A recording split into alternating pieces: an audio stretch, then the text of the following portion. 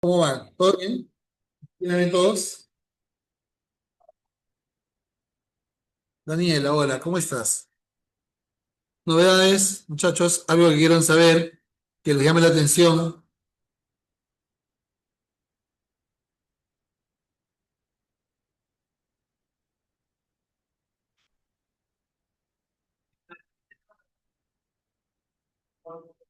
¿Qué tal ustedes, muchachos? ¿Qué tal sus...? Ah, qué bueno, Yadira. ¿A dónde ingresó? ¿A qué universidad?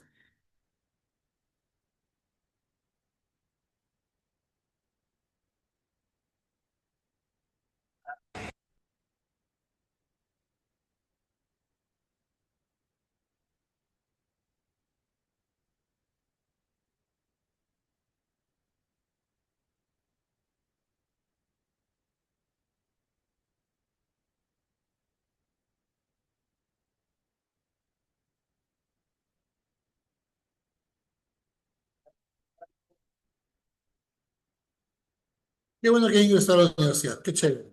No sabemos a qué universidad ingresó, ¿no?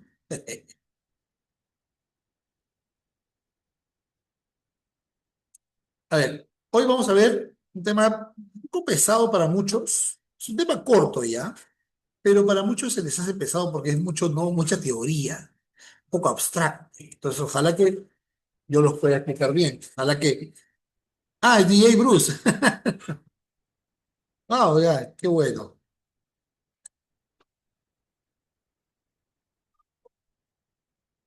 Listo. Ahí está el PDF y ya les mandé el PDF a todos. Por favor, descárguenlo, mándenselo a Rosy también para que Rosy también lo pueda compartir con ustedes. ¿Está bien?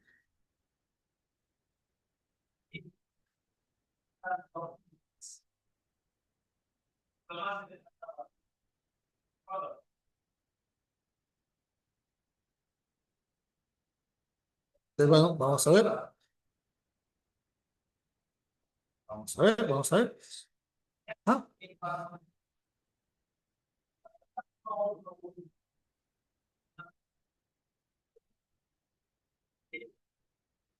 Vamos a hablar de la restauración y de las revoluciones liberales.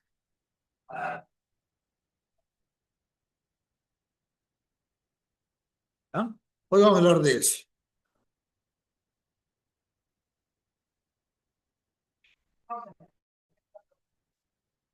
¿Se acuerdan de Napoleón? Digan que sí, por favor. Y eso lo hicimos, fue lo último que hicimos la semana pasada. ¿De qué hablaba Napoleón? O mejor dicho, ¿por qué se le hace la guerra a Napoleón? ¿Qué difundía Napoleón o qué trataba de difundir Napoleón por Europa? ¿Recuerdas?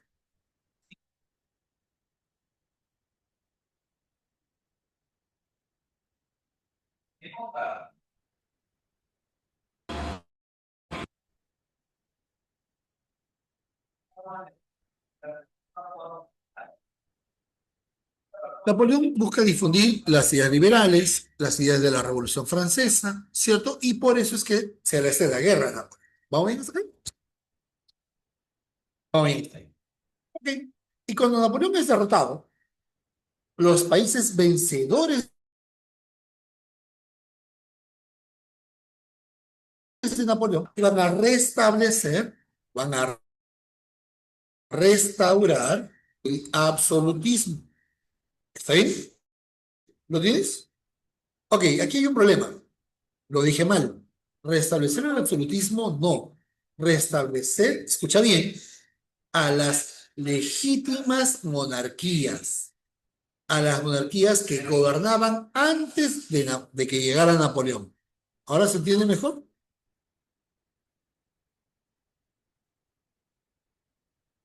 Entonces, he utilizado una palabra que la vamos a usar mucho a lo largo de la clase. Legitimidad. ¿Ya? Entonces vamos avanzando con esto. Vamos avanzando. Ajá. Ahora sí. Exactamente, Celis. Por eso se llama restaurar, no restablecer. Muy bien, Alexander. Súper chévere. Entonces, como lo están viendo en la pantalla, ¿qué cosa es la restauración? La restauración, como lo dice ahí, es el periodo. Primero, el periodo que va entre la derrota de Napoleón y la revolución liberal del año 30. ¿Está bien? Entre la definitiva caída de Napoleón. Esta definitiva derrota de Napoleón se entiende que es Waterloo, el envío a la isla de Santa Elena, donde muere, ¿cierto? Ahora, durante el mismo, durante este periodo, dice, la monarquía francesa es restaurada en la figura de Luis XVIII. Luis XVIII, como lo dice ahí, es el hermano de Luis XVI. Y ahí explico, o lo estoy poniendo ahí, explicando por qué se llama Luis XVIII y por qué no se llama Luis XVII, ¿no? Y como lo dice ahí, su sobrino, o sea, el hijo de Luis XVI, no gobernó porque murió en prisión. Se murió de tuberculosis a los 12 años, más o menos. Hasta ahí. ¿Vamos bien, feos?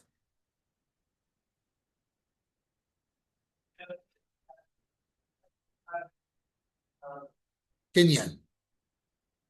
Chispas. Ahora, ¿cuáles son los principios de la revolución? Primer principio, fíjense lo que dice la pantalla. ¿Qué dice la pantalla? Que no puede ser posible, ¿no? No puede ser posible un periodo de paz sin que haya un monarca que legítimo, ¿te acuerdas? Y esa palabra te la dije, ¿no? Al inicio de la clase. Sin que hayan monarcas legítimos. Pero ahora la pregunta es para ustedes. ¿Quién es un monarca legítimo? ¿Un monarca elegido por Dios o elegido por el pueblo?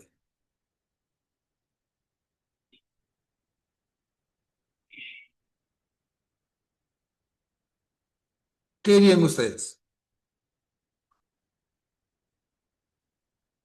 ¿Estamos todos de acuerdo con Sebastián?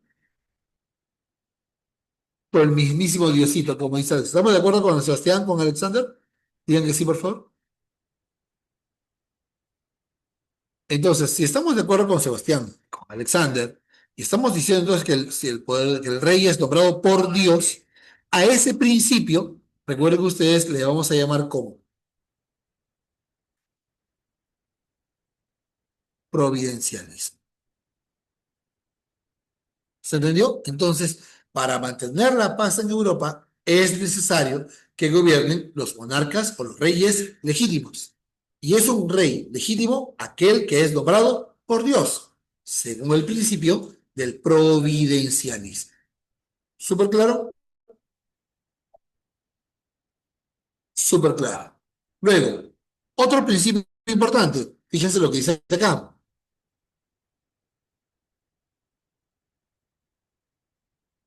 Ahora, chat, ¿qué significa eso?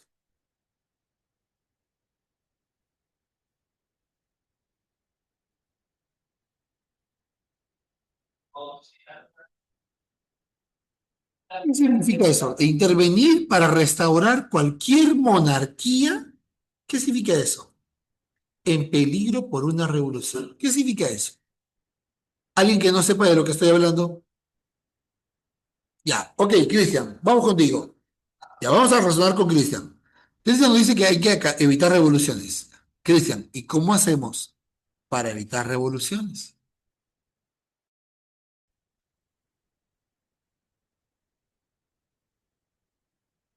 ¿Sabes cómo, Cristian? ¿Saben qué se tiene que hacer, muchachos?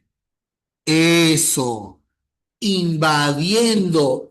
Exacto, Cristian, exacto, Alexander. Hay que invadir el país en donde se están desarrollando las ideas liberales y acabar con los líderes de las ideas liberales.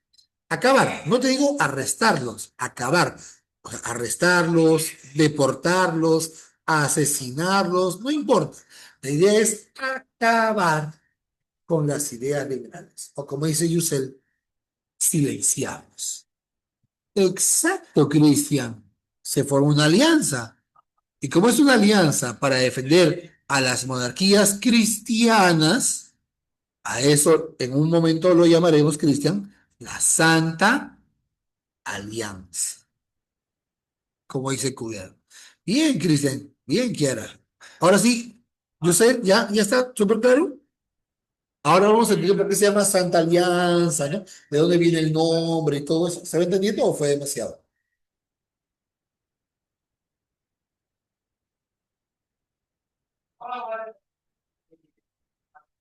Exacto, exacto, Alexander.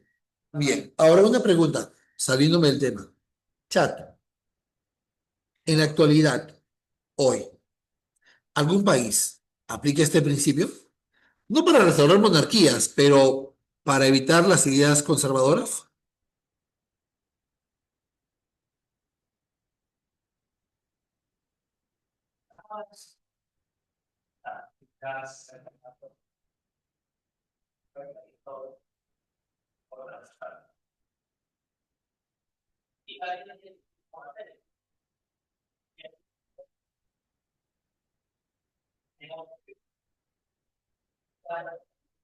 ¿Se entendió? Pero dime, Dina no, pues, ¿acaso Dina invade países? Ya pues, Alexander, vamos.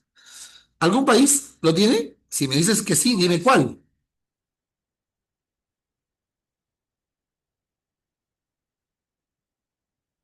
Mm, ya, podría ser Rusia, pero alguien mejor.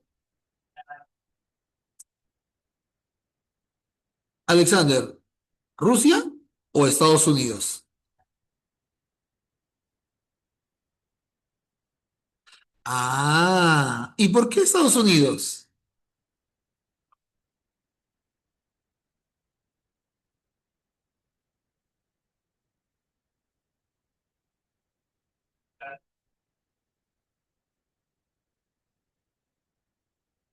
¿Qué hace? Se mete en todo. Exacto, exacto, exacto, exacto.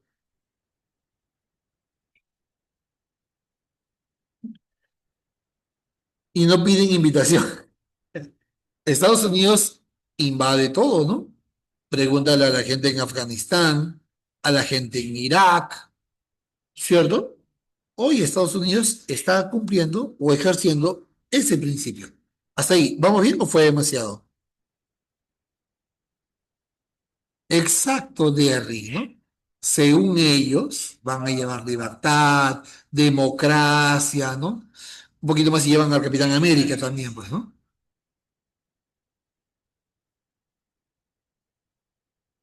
Ahora, la pregunta es, ¿y cómo hacemos los países para decidir a qué países debo invadir y a qué países no debo invadir?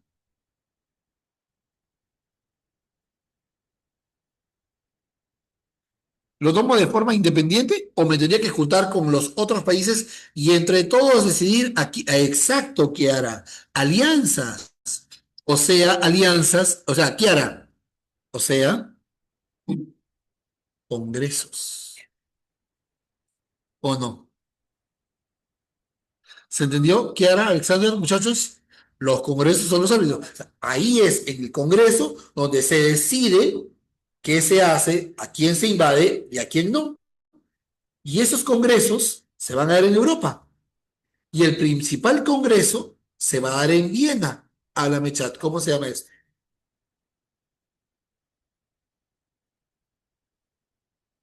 Congreso de Viena. Ah, ¿qué tal? ¿Va mejor o va peor?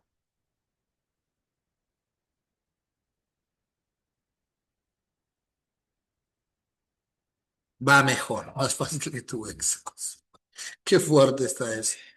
Entonces, la restauración se basa en la idea de que no puede haber paz si no hay monarcas legítimos nombrados por Dios, el principio de la intervención para invadir o acabar con ideas liberales y que los países se van a reunir en congresos para tomar decisiones sobre la situación actual. ¿Vamos a ver?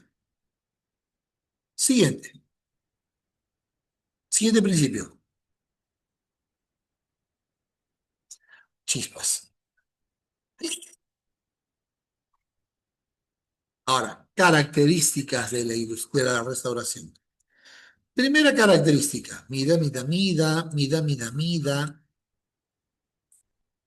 El intento de reafirmar el antiguo régimen, que se basaba en qué? En el absolutismo monárquico y en la preponderancia económica de los privilegiados. Uy, no, ya fuiste ya. A ver, si ustedes recuerdan, antes de la Revolución Francesa, en ese país, en Francia, ¿se vivía en un régimen liberal o en un régimen feudal? A ver si te acuerdas. Claro,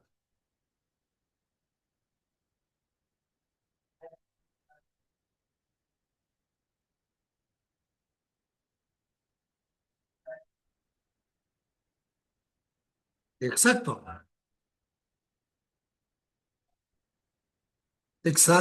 exacto.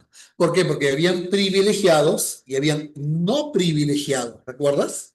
Los privilegiados eran el clero, ¿cierto? La nobleza, y los no privilegiados eran el pueblo, ¿verdad?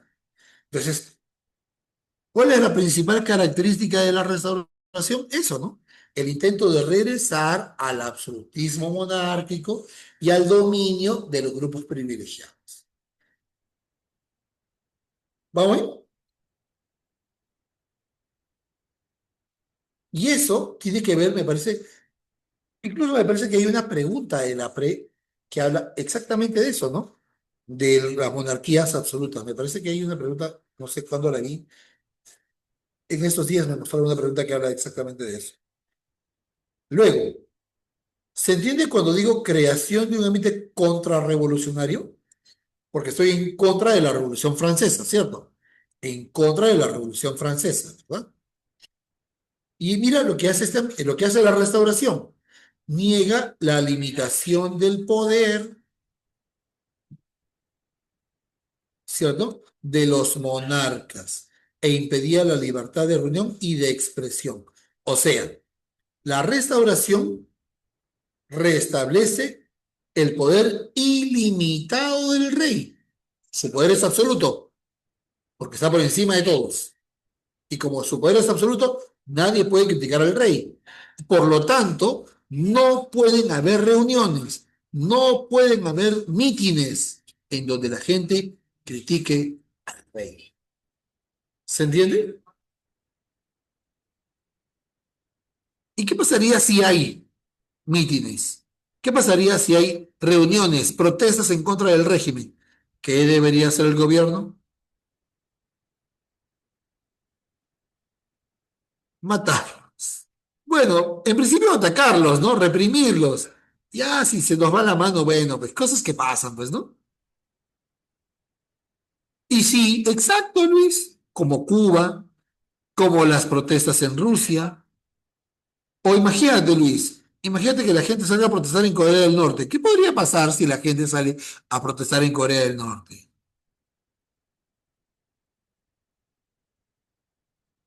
¿Sí o no? Ya, eso ya es un desastre, pues, ¿sí o no? Ya mejor, sí, pues, mejor quédate ahí nomás, pues, full muerte. Muy bien.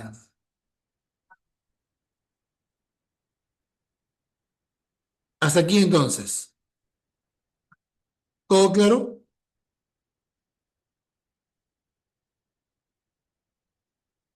No comen 3 meses. Bueno, la pregunta es, ¿comen? Bueno, avanzamos entonces. ¿Se entendió? Ahora, como dijimos, Europa, los países vencedores, se van a reunir en congresos para tomar decisiones en conjunto. Y el más importante congreso se va a llamar Congreso de Viena. Y en el Congreso de Viena, ¡la qué mal liado, Derry! ¡Qué mal liado! El Congreso de Viena, dirigido por Metternich. ¿Ya? Metternich. Ahí están los representantes del Congreso de Viena. Y mira, objetivos del Congreso de Viena: restablecer el principio de legitimidad y, sobre todo, repartirse Europa. Qué raro, ¿no? Que los países europeos, que los países vencedores quieran repartirse Europa entre ellos, ¿no? Qué raro, ¿cierto?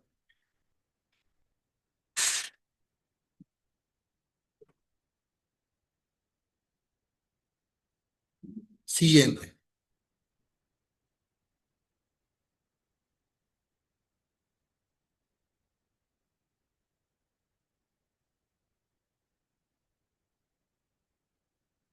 Perdón.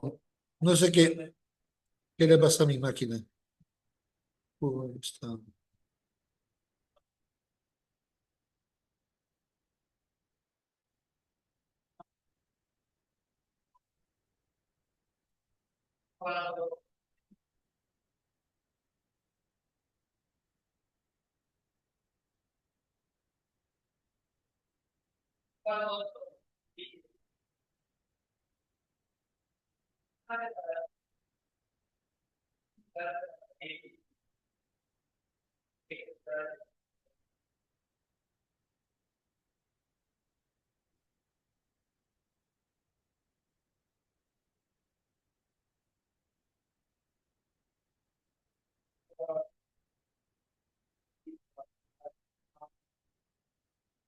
Sí, pues fue Kim, ¿no?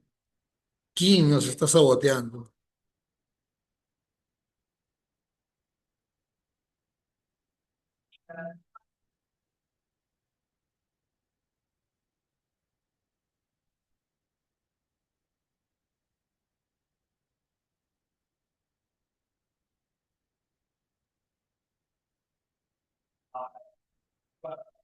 Ahora, este cuadro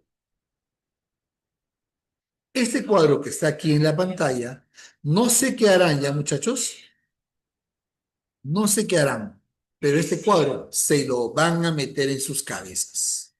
No sé qué harás, brother, pero te lo vas a meter en tu cabeza. Porque recuerda que lo último que vimos es que Europa se quiere, ¿qué te dije? Que los se quieran repartir Europa, digan que sí, por favor.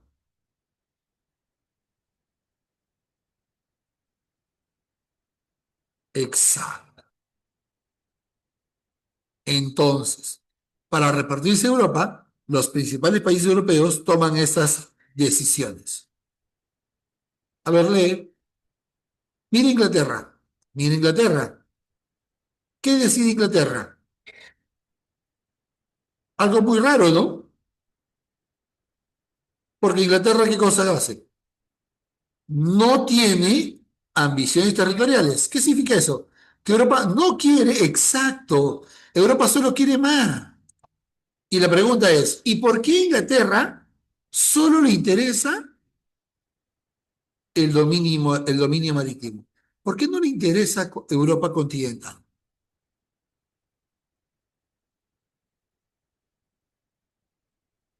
Porque si tú tienes el control marítimo, el control de la comunicación, del transporte, de la navegación, prácticamente tienes un control en todo el mundo o no.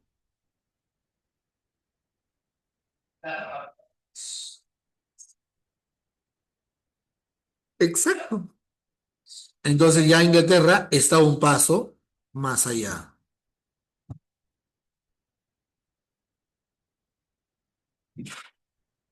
Exacto.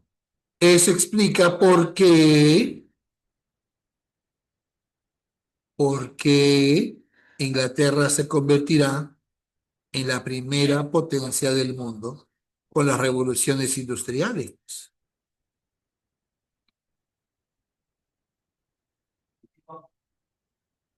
Ah, ¿se entendió o fue demasiado?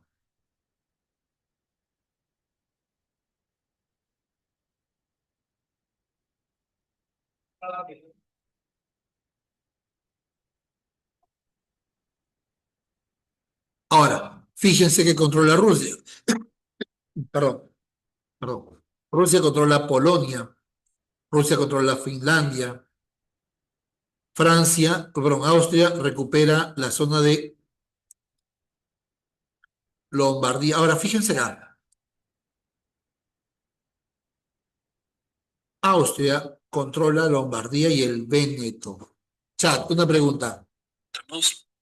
¿Y qué cosa es el Véneto?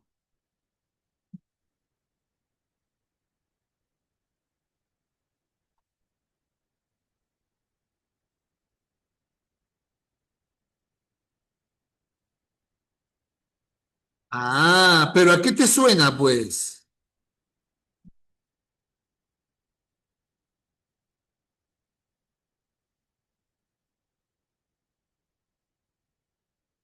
A Venecia, Venecia. Ah,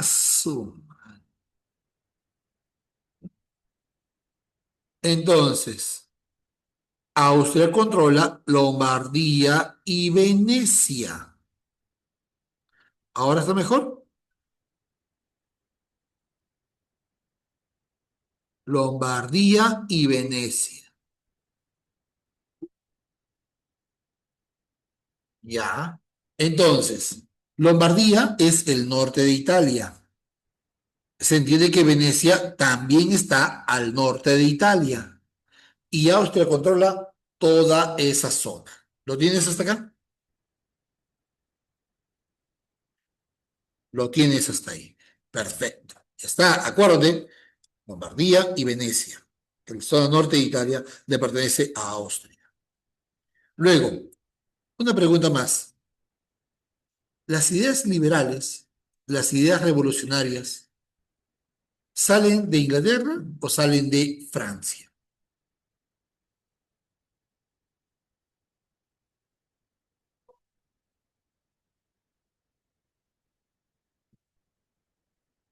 Claro, Francia.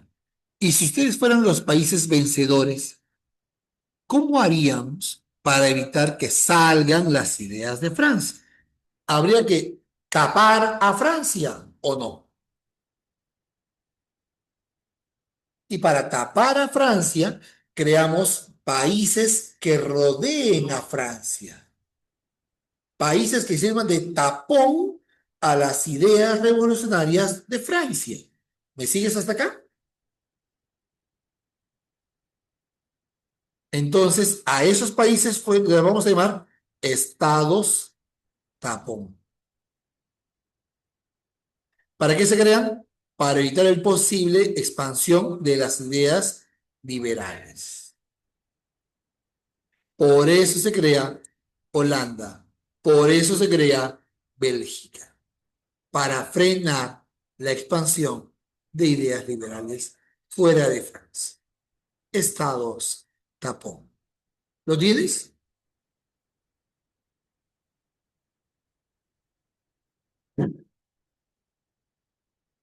Ya.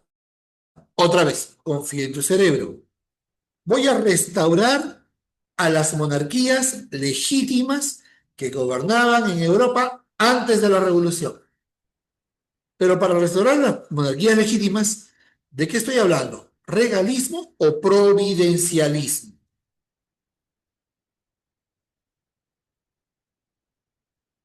Ok.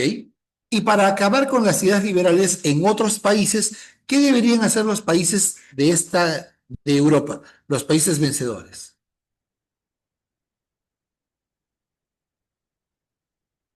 ¿Qué deberíamos hacer para acabar con las ideas liberales que se están dando en otro país?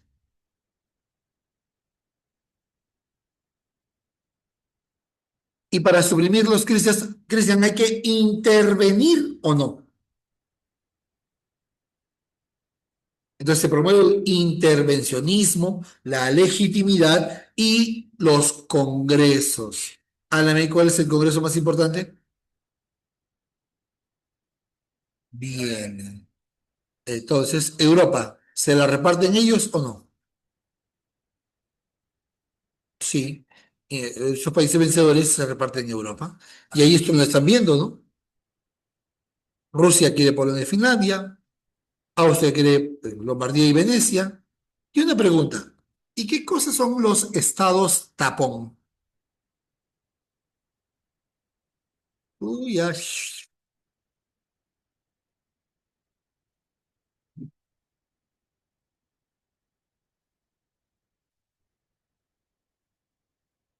exacto.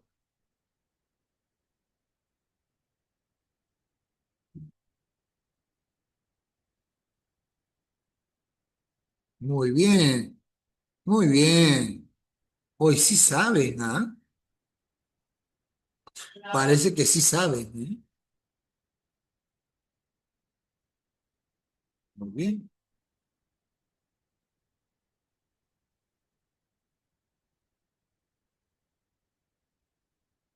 Ahora, fíjense lo que dice aquí, que los países aliados que intentaron,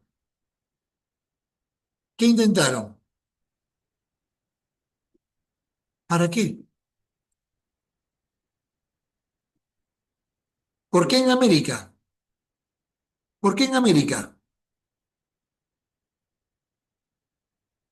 Porque en América se está dando el proceso de independencia, ¿o no, muchachos?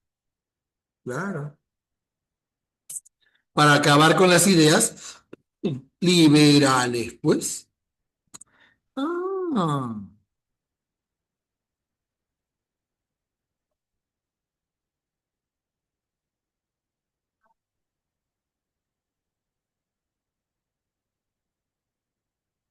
exacto, Yusel.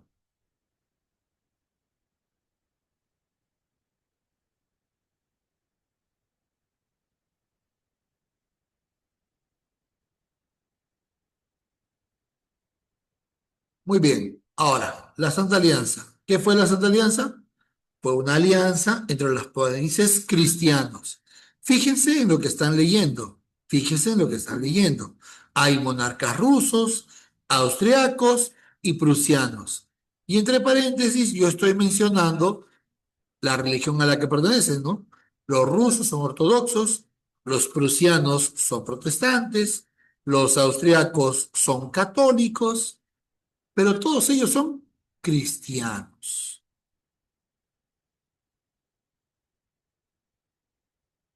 Exacto, Alexander. Y ahora vamos a hablar de eso. Si me das un minuto, ahí llego. Ahí llego. Bien, Alexander. Bien, bien, bien.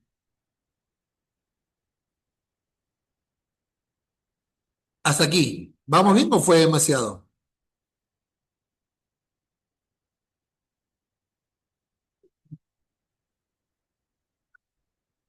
Muy bien.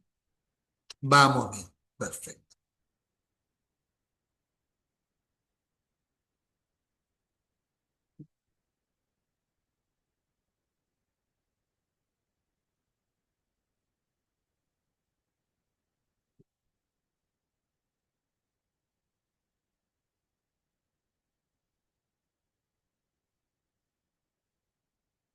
Ok. Ahora, vimos que los aliados querían intervenir en América. Sí, claro. Y que Estados Unidos se opuso. Sí. Con el presidente Monroe, ¿se acuerdan? Monroe que dijo América para los americanos.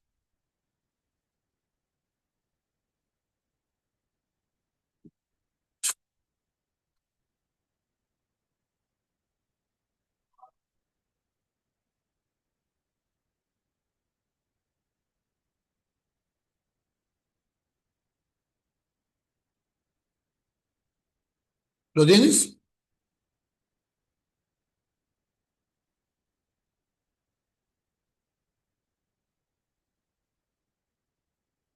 Muy bien.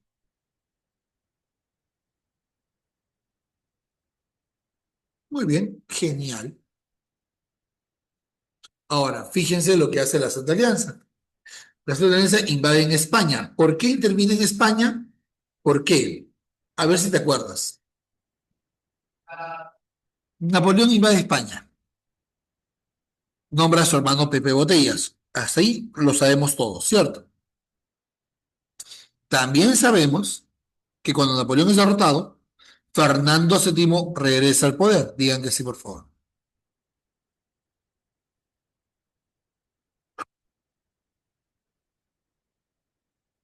Pero hasta ahí va lo de Historia del Perú. Hasta ahí quedan los profesores de Historia del Perú. Pero de aquí en adelante, los de Universal seguimos avanzando. Porque cuando Fernando VII volvió, restablece una monarquía absolutista establecida y, él, y abolió la Constitución de Cádiz. ¿Se entiende, no? Fernando VII regresa con ideas absolutistas, elimina las Cortes de Cádiz, elimina la Constitución de Cádiz, y la pregunta es, ¿el pueblo de Francia aceptará esta situación? No. ¿Se van a rebelar? Sí. Por eso es que España no envía tropas a América, porque fíjense de qué año estamos hablando, cuando San Martín desembarca en Paracas.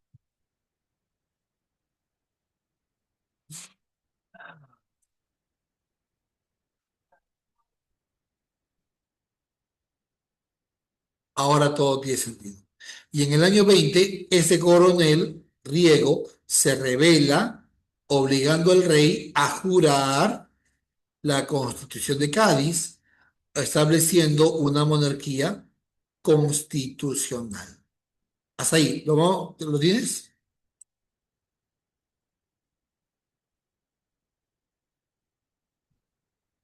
Muy bien. Entonces,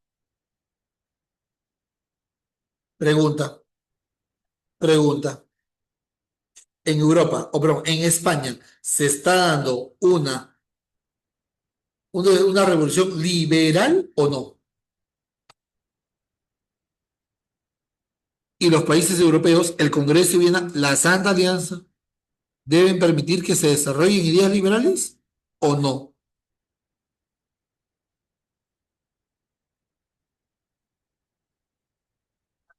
No. Entonces, en el año 23, mira lo que pasó.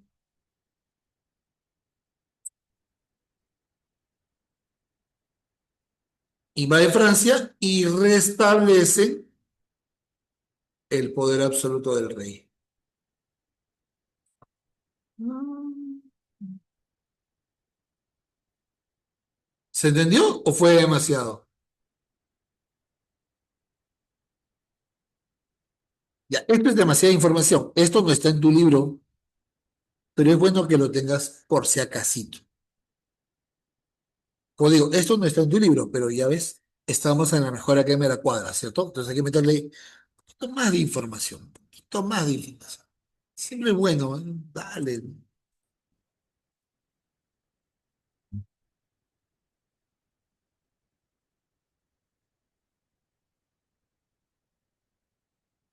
Ahora vamos con las revoluciones liberales. Vamos con la revolución liberal del año 20. Ahora, escúchame, son dos revoluciones liberales, nada más. La del 30 y la del 48, ¿ya? La del 30 y la del 48, ¿ok? Pero estamos en la mejor academia de la cuadra y le vamos a meter una más, la del 20. La del 20 ya la vimos hace un rato, en España. ¿Por qué? Porque en España, ¿qué fracasa?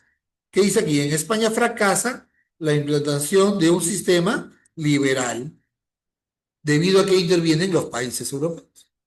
Pero Grecia se independiza de Turquía.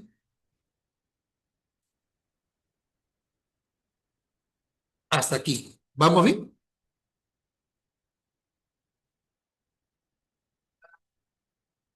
Listo. Esa es la revolución del 20. Y ya viene ahora la revolución del 30 y la del 48. ¿Cómo vamos hasta acá? Hasta aquí. ¿Vamos bien? ¿Sí?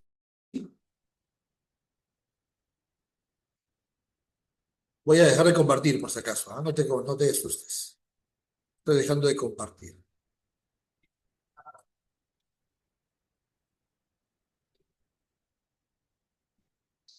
¿Qué tal? ¿Bien?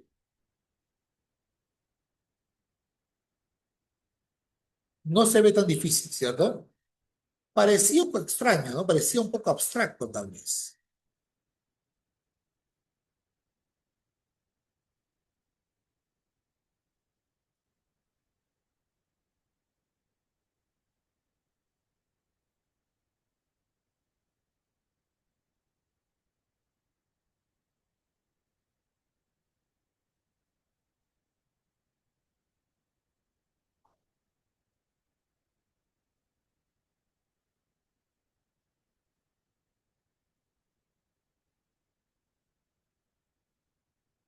Ya, pero otra vez, resumimos esto y vamos a hacer un video que nos va a ayudar. El video es un poquito largo, tal vez, pero nos va a ayudar a entender muchas cosas. A ver, otra vez, no confío en tu cerebro.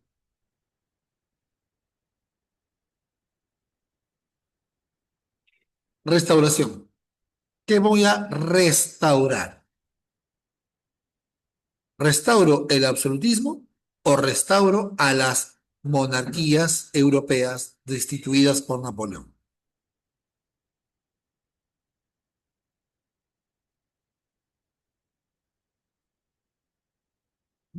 Y esas monarquías europeas gobernaban bajo un principio. Eran las legítimas monarquías o no,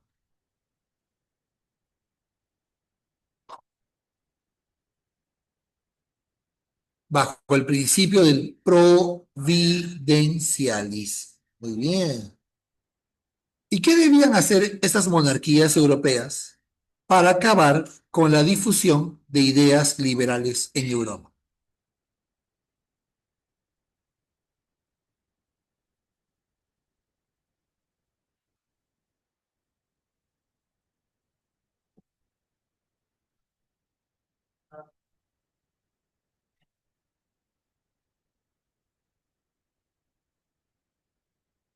¿Y cómo?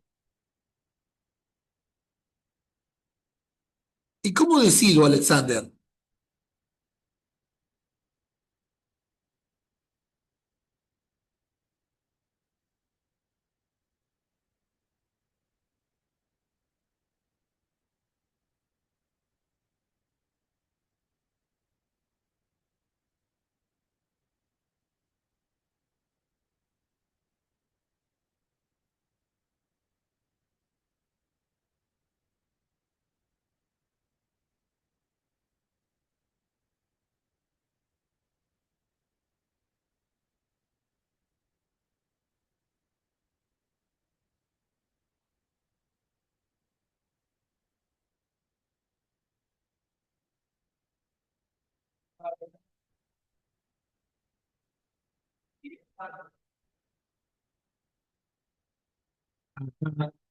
¿Y formar congresos o no? Exacto. Congreso de Viena y Santa Alianza.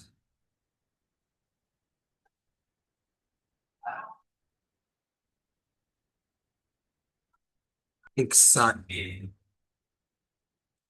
Ah, ya. Inglaterra. ¿Qué parte de Europa quiere Inglaterra? Mar. Ok. Austria quiere la zona de Lombardía y Venecia. Lombardía, ¿dónde queda Lombardía? ¿Al norte o al sur de Italia? Al norte. No dice monarquía, perdón, no dice Venecia. ¿Qué debía decir en su lugar?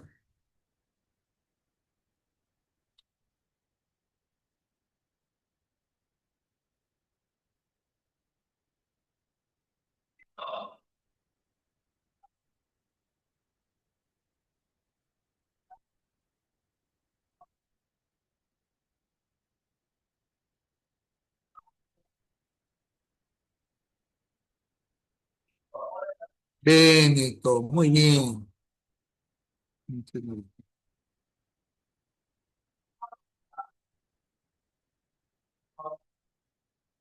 Muy bien, muy bien. ¿Y en España? ¿Y qué se hace en Francia? ¿Qué se le hace a Francia? ¿Qué se crea alrededor de Francia? ¿Ya? ¿Y cómo se le dice a esos estados? ¿Estados qué? Estados tapón. Bien. Oye, sí sabes, ¿no?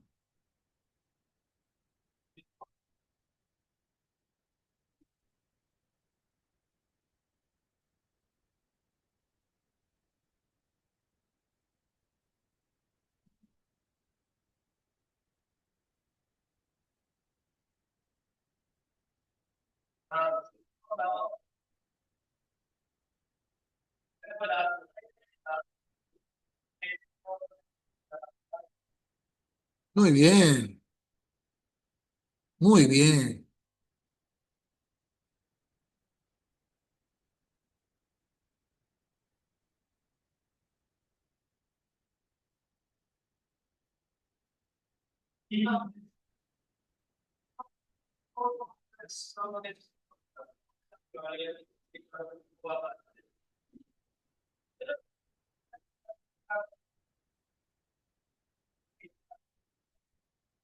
Muy bien. ¿Y en España qué pasó?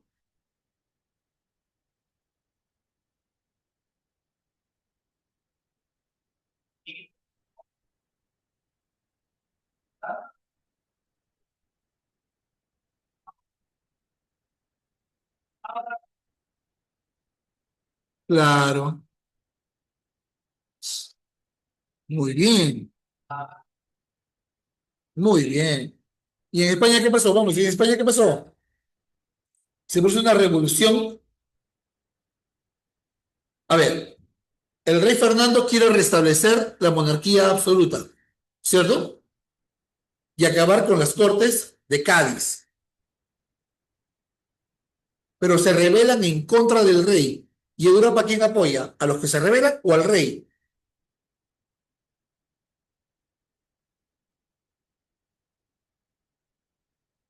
Bien, muy bien, muy bien, perfecto, muy bien. Hoy como si supieran, ¿ah?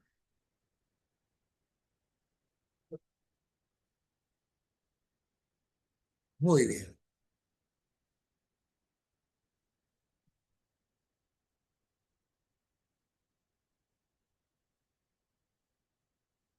Y ahora vamos a ver este videito.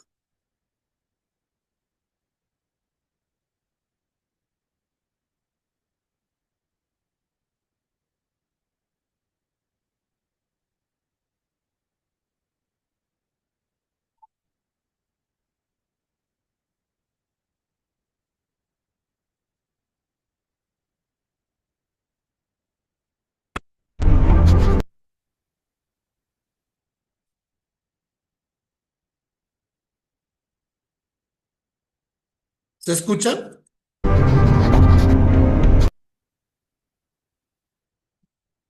Ya, chévere.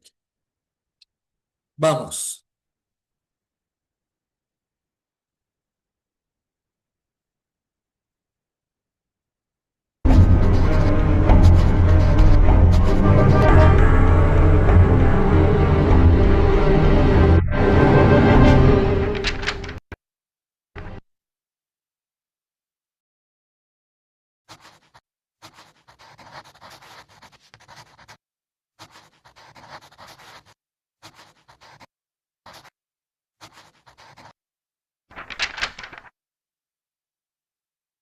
Entre los años 1830 y 1848, en Europa, serie de revoluciones que serán muy importantes para la historia de este continente.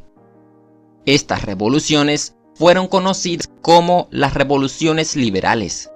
Ahora bien, ¿por qué motivos se produjeron estas revoluciones? Bueno, por estos años, el ambiente de los estados europeos estaba caracterizado por las tensiones políticas y sociales. Las ideas del nacionalismo y del liberalismo se expandieron rápidamente por el continente y se convirtieron en la principal fuerza política que promovía el cambio. Estas ideas fueron adoptadas por las clases medias industriales. Este grupo social cada vez se hacía más poderoso, así que, pronto, ellos comenzaron a enfrentarse con los defensores del absolutismo. Por si fuera poco, durante estos años apareció una nueva ideología política conocida como el socialismo. Aunque en ese momento el socialismo tenía poca fuerza política, ya comenzaba a mostrarse como otra de las ideologías que promovían el cambio. Las tensiones políticas aumentaron todavía más debido a los problemas económicos y sociales. Y es que, por estos años, en Europa se vivió una fuerte crisis agraria, industrial y financiera. La crisis llevó a que los precios de los productos se elevaran. Como consecuencia, se produjo un gran malestar en la población. Estos hechos se fueron acumulando hasta provocar numerosas manifestaciones, donde se reclamaban importantes cambios políticos. El primer estallido revolucionario ocurrió en Francia, en el año 1830. En ese momento, Francia estaba gobernada por el rey Carlos X. Él publicó una serie de edictos con los que buscaba censurar a la prensa, disolver la asamblea legislativa y reducir el electorado. Las acciones del rey inmediatamente provocaron la rebelión de los liberales. Esta rebelión será conocida como la Revolución de Julio. París se llenó de barricadas. Mientras tanto, se comenzaba a formar un gobierno provisional. Los liberales invitaron al duque de Orleans, Luis Felipe, a convertirse en el rey constitucional de Francia. Ante esta situación, Carlos X se vio obligado a huir del país. De hecho, marcaba el inicio de una nueva monarquía en Francia. El rey Luis Felipe será conocido como el rey burgués, ya que durante su reinado se produjeron cambios constitucionales que favorecieron al ascenso político de este grupo social. Mientras tanto, en otras partes de Europa, el nacionalismo se convirtió en la fuerza política, motivó nuevos estallidos revolucionarios. En el reino de los Países Bajos, los belgas se rebelaron en contra de los neerlandeses. Ellos lograron convencer a las grandes potencias europeas para que aceptaran su independencia. Así, Bélgica se convirtió en un estado independiente, con una monarquía constitucional liderada por el rey Leopoldo I. Por su parte, en los estados italianos también ocurrieron rebeliones nacionalistas, pero el Imperio austriaco rápidamente movilizó a sus ejércitos y consiguió derrotar estas revueltas. De la misma manera, en Polonia, los nacionalistas se rebelaron en contra del dominio del Imperio ruso. Sin embargo, los polacos no fueron capaces de conseguir el apoyo internacional suficiente para su causa. Así que, poco tiempo después, el Imperio ruso derrotó las rebeliones y estableció una fuerte dictadura militar sobre este territorio.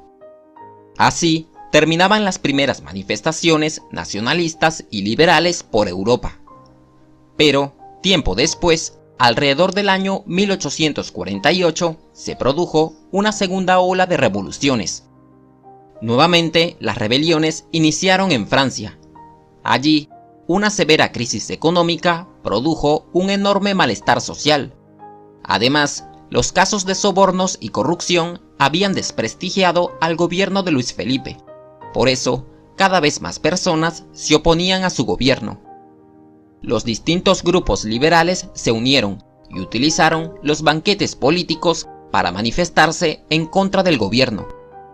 Ante la presión política, el rey Luis Felipe renunció y se formó un gobierno provisional, conformado por republicanos radicales y moderados.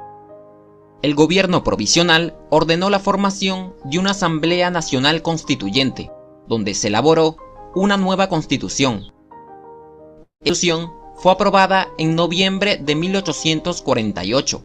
Con ella se ratificaba el voto universal masculino y la creación de la Segunda República Francesa. Las noticias de las rebeliones en Francia pronto se expandieron por el mundo. En la Confederación Germánica, estas noticias inspiraron a los nacionalistas y liberales alemanes a realizar numerosas manifestaciones. En el estado de Prusia, para calmar a los manifestantes, el rey Federico Guillermo IV acordó la Constitución.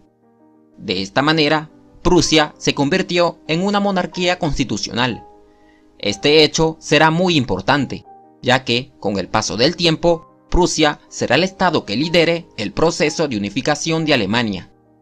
Por su parte, en el Imperio austriaco, las noticias de las rebeliones en París también provocaron agitaciones sociales. Allí, los liberales húngaros, liderados por Lajos Kossuth, deseaban tener su propia legislatura. Rápidamente, ciudades como Buda, Praga y Viena se llenaron de manifestaciones.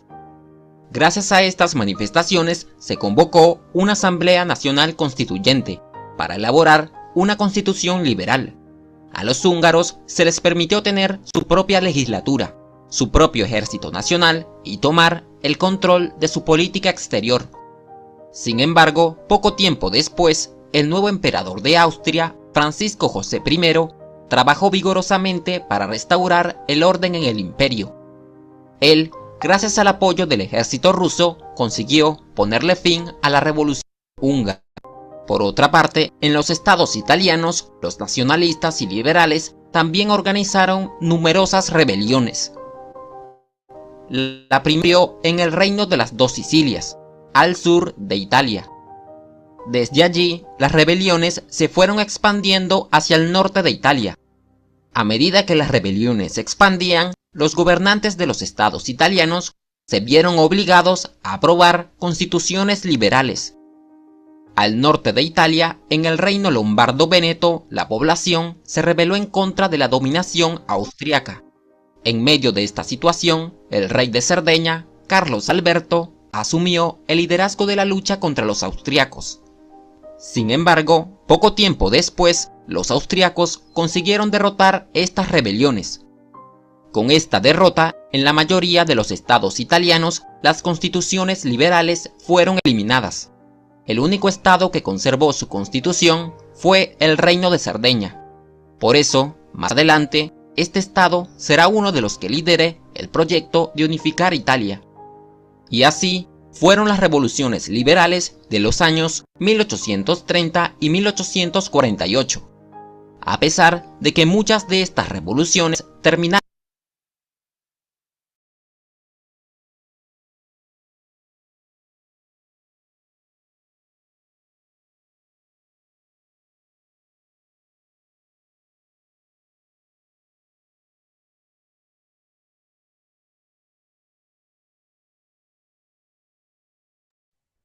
¿Qué tal?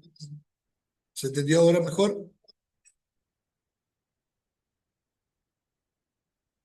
Ya. Y una pregunta más. ¿De qué época estamos hablando? Ya sé, siglo XVIII, siglo XIX. Pero primera o segunda mitad. ¿Qué dirían ustedes?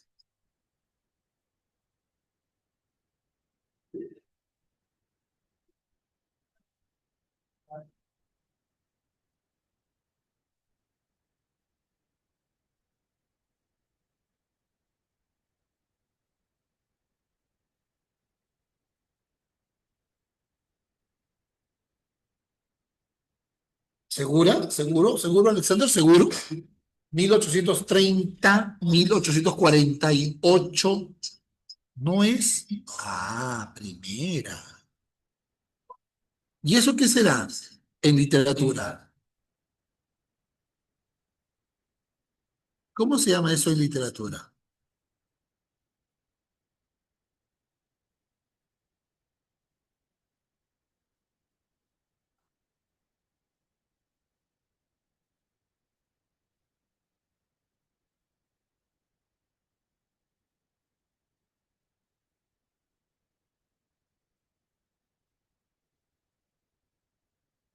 ¿Y por literatura qué se desarrolla? Vamos.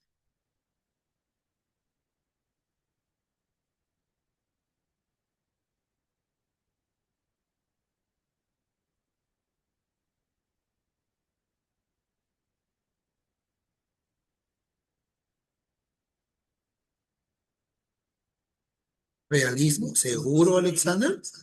¿Realismo? ¿O el anterior al realismo?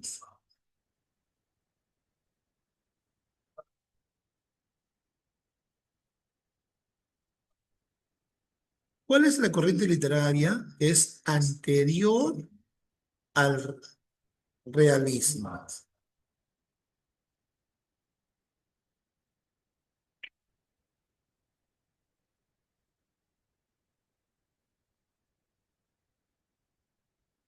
Rocco, te saltaste una.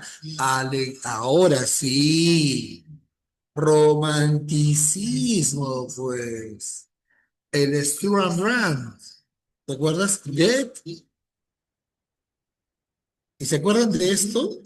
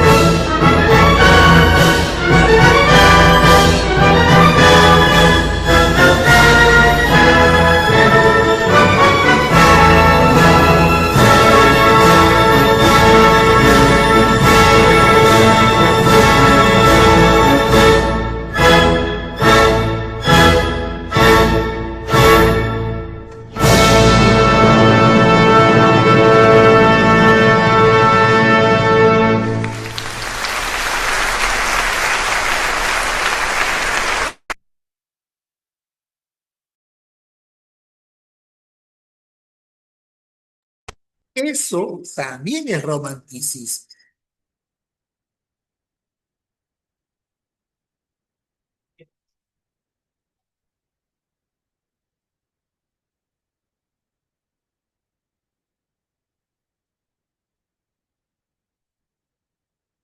¿Qué tal? Ahora sí, mucho más claro. Mira la época, ¿no? Quiero que vean el contexto general, ¿no? No solamente estamos hablando de políticas, estamos hablando de qué está pasando en el mundo, ¿no? Mientras que están dando las revoluciones liberales, está dando el romanticismo, y el romanticismo, y ustedes recuerdan su clase de literatura, tiene un componente político, porque tu profesor de literatura te habla de que perdón, el romanticismo, perdón, voy a dejar de compartir. El romanticismo tiene un elemento importante, un elemento político, el nacionalismo. ¿Se acuerdan? Ah,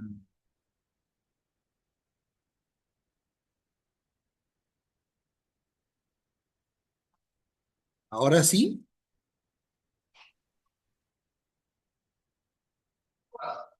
muy,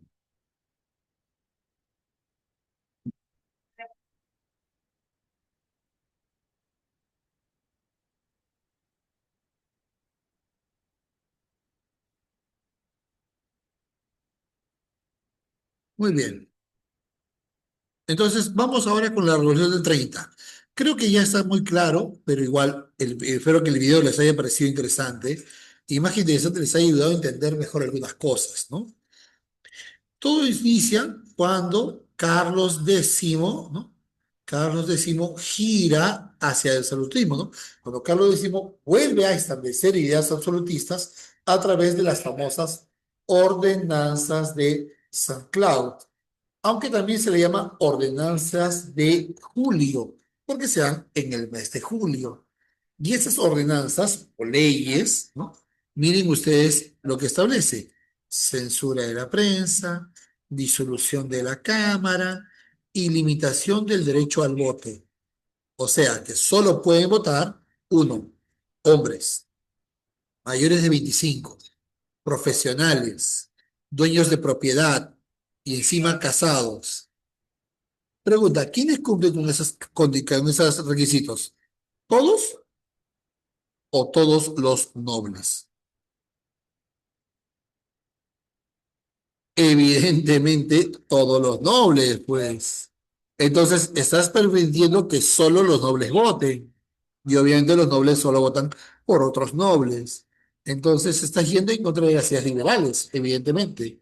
¿Qué hace el pueblo? Se raya, sale a marchar y se forman las tres jornadas gloriosas de julio, que fueron 3 días de marchas en contra del gobierno de Carlos X. Y fíjense quiénes salen a marchar. Mira, la burguesía y el pueblo. ¿Se han dado cuenta de algo? Ya lo vimos la semana pasada, pero igual ahora ya debe quedar claro. ¿Qué grupo social dirige la Revolución Francesa? ¿Se acuerdan?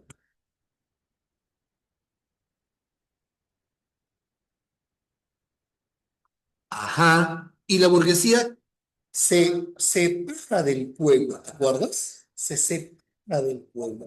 Y se convierte en un grupo social aparte, ¿cierto? Y aquí es donde lo vemos, ¿no? La burguesía y los sectores populares, o sea, se une el pueblo y juntos sacan al rey. Y la burguesía, cuando saca al rey, restablece la monarquía constitucional, nombrando a Luis Felipe I. ¿Te acuerdas en el video cómo le ponían o cómo le decían a Luis Felipe I? Le decían el rey burgués, ¿se acuerdan? ¿Por qué? Porque fue nombrado por la burguesía, pues, ¿no? Exacto. ¿Y qué consecuencias trajo? Que Bélgica se separe de Holanda, gracias a un sentimiento nacionalista. En Polonia, en Alemania, en Italia también hubo protestas, ¿se acuerdan? Y lo vimos en el video, ¿no? Pero todas estas respuestas o todas esas rebeliones fueron aplastadas por los gobiernos absolutistas. Entonces, la consecuencia más importante es esta, la independencia de Bélgica, porque todo lo demás fracasado. Y en el año 48 vimos también en el video que hubo una crisis agraria que provocó la revolución. Y esta crisis agraria influyó en los sectores industrial y financiero. ¿Por qué? Porque no hay cultivos, no hay comida, no hay alimentos, no hay mano de obra. No hay cultivos, no tengo cómo pagar mi crédito, no tengo cómo pagar la deuda, las haciendas quiebran, los bancos quiebran, entonces todo genera huelgas, protestas, y por eso es que muchos obreros están desempleados. ¿Está mejor o está peor?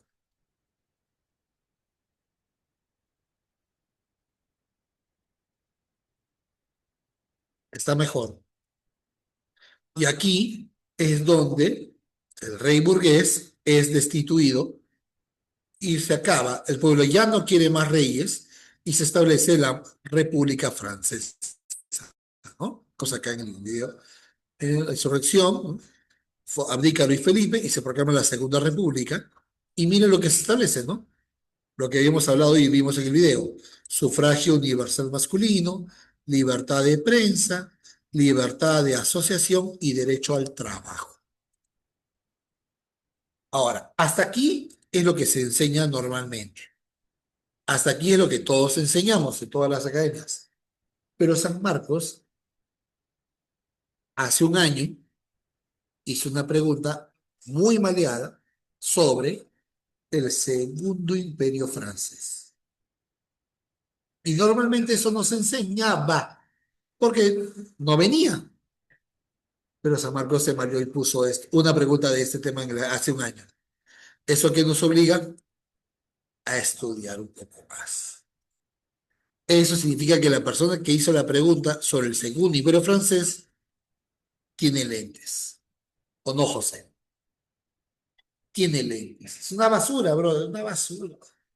Dicho ya, todos los que dictan historia y con lentes se ven mal. Basura.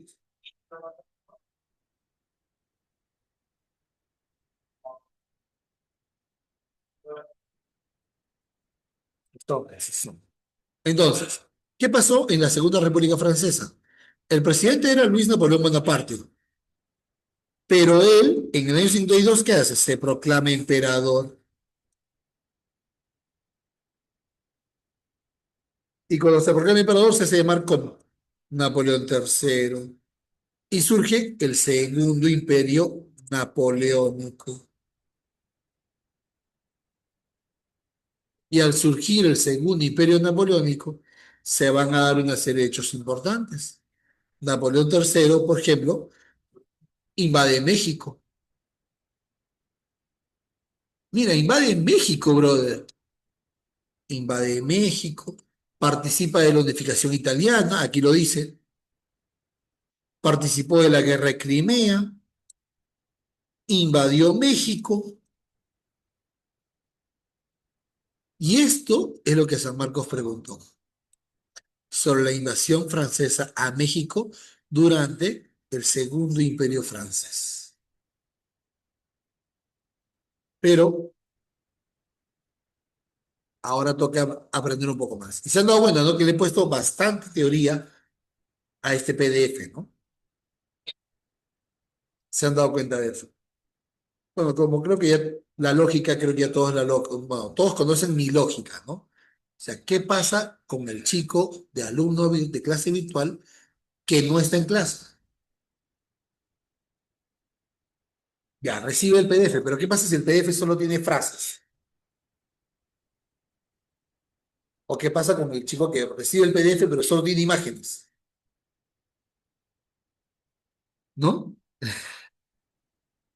Y lamentablemente, o sea, yo entiendo, muchos profesores lo hacen así porque, claro, es así como se hace un PPT, con frases cortas e imágenes en lugar de texto. Pero, claro, eso es para el chico que va a la clase, ¿no? No sé, tal vez me estoy equivocando, ¿no? Tal vez esté mal mi lógica. Y tal vez esté metiéndole más información de la necesaria. Pero bueno, espero que les esté ayudando. ¿No?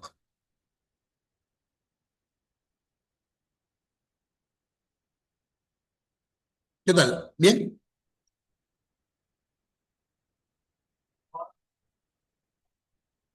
Ya, listo. Entonces, ¿nos ponemos a chambear?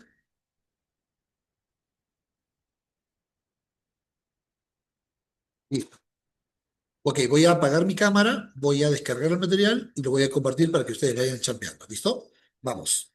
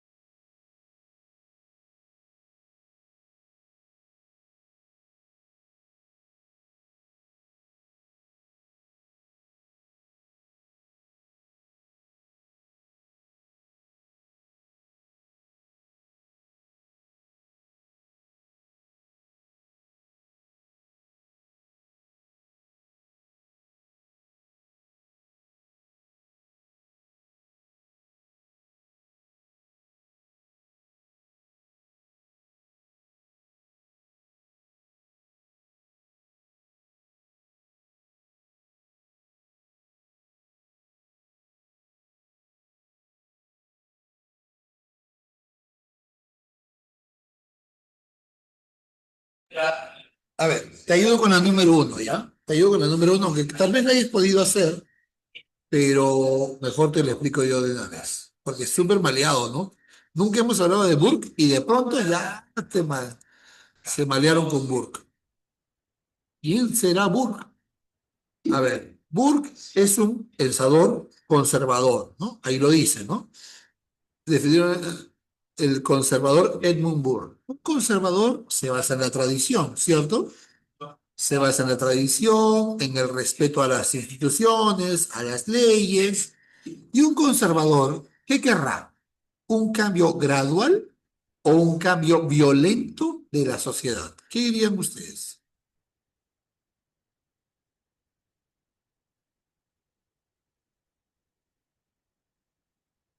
Y si es gradual, ¿estará a favor o en contra de la violencia?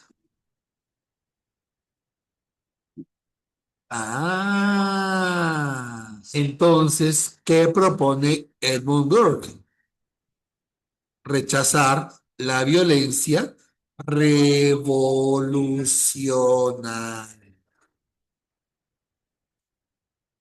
Ahora sí, ¿se entendió mejor esta pregunta?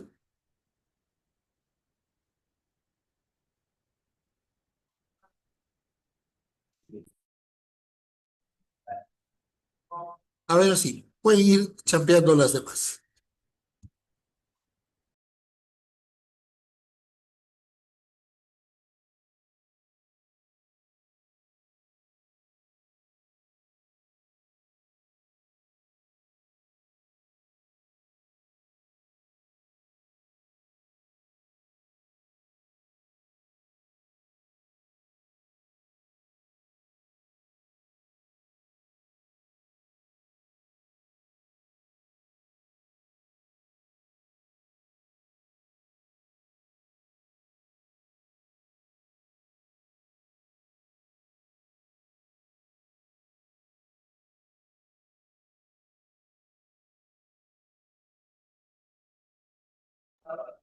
Muy bien, entonces vamos terminando, muchachos. Vamos terminando ya, ya habíamos hecho ya la primera pregunta. Vamos a ver cómo nos va con las demás. No estaban tan difíciles, creo, ¿no? En el número uno ya hemos hablado que es dedo. La dos, creo que para todos es obvio, es legitimidad, ¿cierto? Araña. La tres, casa, Congreso y Viena. ¿Hasta ahí estamos de acuerdo? Genial. En la cuatro habla de restauración, por tanto es legitimidad, ¿no? Cuatro es legitimidad, cuatro es burro, ¿no? Y la cinco habla de, marcó la fundación de la Santa Alianza, el pacto entre Rusia, Austria y Prusia de 1815, cinco araña, y seis burro. ¿Hasta ahí estamos bien?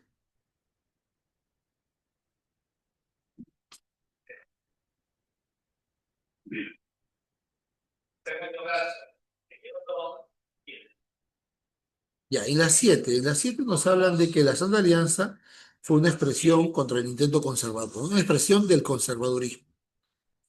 Una medida que tomó la Santa Alianza ante el surgimiento del nacionalismo alemán. El nacionalismo es una ideología. ¿Dónde se enseñan ideologías? ¿Dónde se infunden maneras de pensar? ¿Dónde se difunden nuevas filosofías, muchachos? Campos, universidades, colegios. Háblame.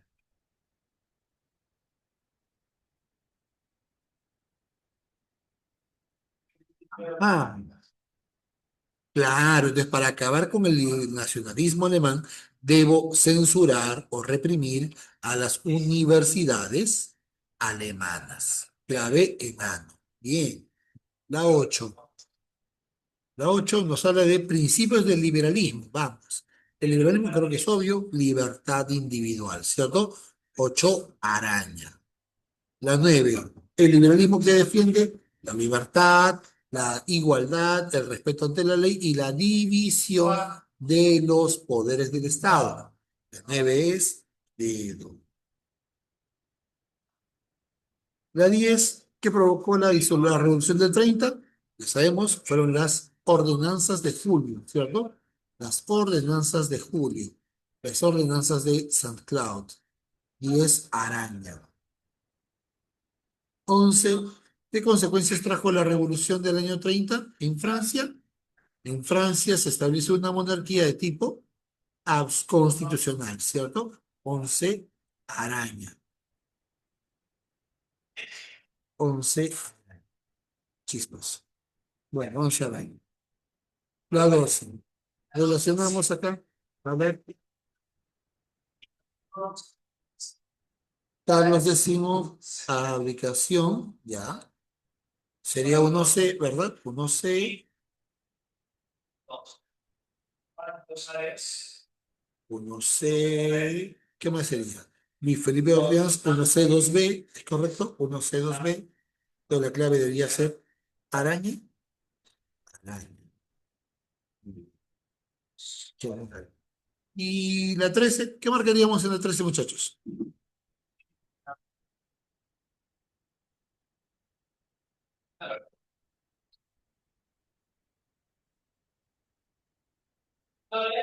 Claro, la número 1 sí es evidente, ¿no? Impulsada por la crisis económica, claro, la falta de comida, ¿no? Las malas cosechas, la falta de trabajo, la una barrera. ¿Abdicó tras las jornadas gloriosas? No. A ver, jornadas gloriosas.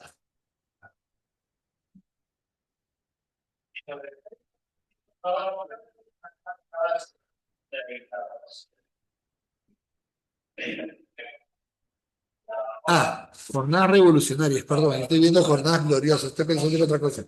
Jornadas revolucionarias, está bien, correcto, pues. La revolución de los banquetes, ¿cierto? Entonces, 1, 2 y 4. Casa. Y ahora sí. La 14, revolución del 48. La crisis económica, el descontento, claro, la 1 es correcta. La prohibición de los banquetes, también, bien, dedo, de frente, ¿cierto? Dedo, muy bien. Y la última para irnos, ser felices. Consecuencia de la revolución del 30 en el ámbito internacional. Expansión del socialismo, no. Nacionalismo, ¿no? Ideas liberales en Bélgica, España, Polonia, Italia. ¿Te acuerdas que lo vieron, no? Lo vieron. 15, araña. Listo. Terminamos justo a tiempo. Listo, muchachos. Terminamos entonces. Nos vamos. A 10. Ahora,